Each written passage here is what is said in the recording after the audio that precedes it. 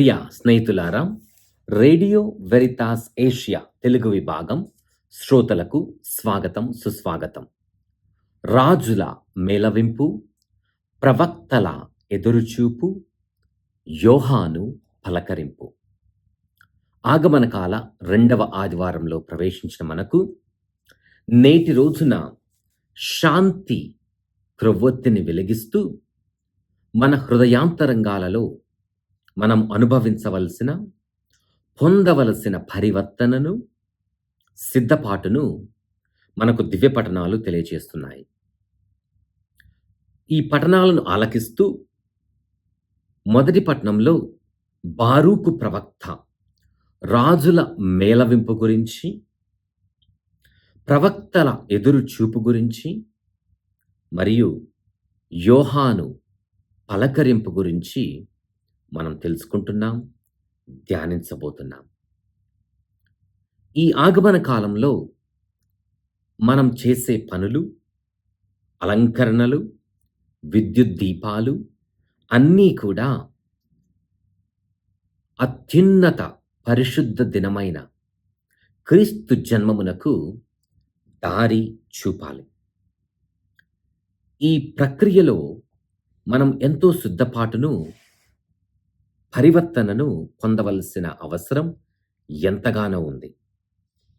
మొదటి పట్టణంలో బారూకు ప్రవక్త ఇశ్రాయేలు ప్రజలకు తెలియచేస్తూ, దేవుడు ఎలాగైతే వారిని బానిసత్వము నుండి విడుదల గావించాడో, అలానే మన అనుదిన జీవితాలలో మనం పాపం నుండి, పాప దాస్యము నుండి బయటపడాలని, తద్వారా ఒక నూతన ఒరవడిని సృష్టించుకోవాలని, నూతనత్వమును పొందుకోవాలని ఆహ్వానిస్తున్నాడు.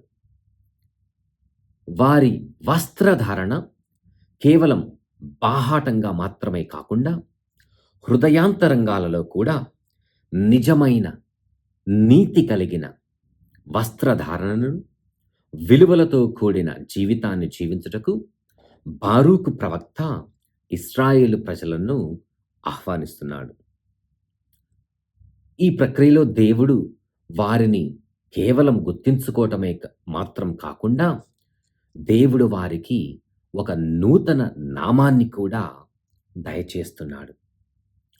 మరి ఈ రాజుల మేళవింపును, ప్రవక్తల పలకరింపును 2వ పట్టణంలో భక్త పౌలుడు ఫిలిప్పీలకు రాస్తూ, మనం ప్రేమలో అనుదినము ఎదగాలని, పరిశుద్ధమైన జీవితంలో నిలదొక్కుకోవాలని, దేవుని ఎదుట కల్మషం లేకుండా జీవించుటకు అనుదినము ప్రయత్నము చేయాలని మనకు బోధిస్తున్నాడు.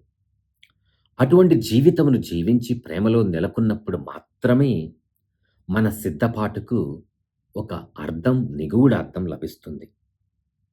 దేవుని ఎదుట పాప మలినము లేకుండా జీవిస్తూ ఉన్నప్పుడే మన సిద్ధపాటుకు, యోహాను పలకరింపుకు ఒక సార్థకత లభిస్తుంది.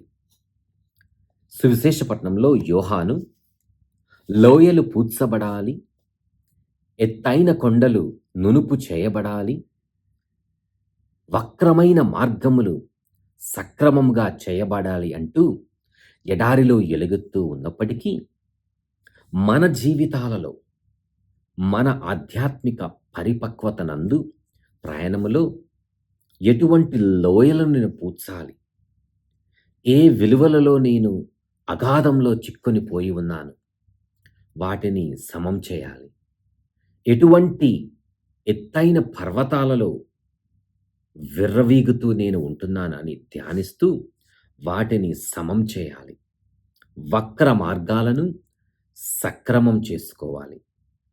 మరి ఇటువంటి సిద్ధపాటు జరిగినప్పుడు మాత్రమే మన జీవితాలలో ఒక నూతన వరవడి ప్రారంభమవుతుంది. అప్పుడే మనం నిజమైన శాంతిని పొందగలం, అనుభవించగలం. మరి ఈ రాజుల మేళవింపును, ప్రవక్తల పలకరింపును మనం ఆలకిస్తూ ఈ రెండవ ఆదివారం రోజున శాంతి అనే క్రొవ్వొత్తిని వెలిగించుకుందాం.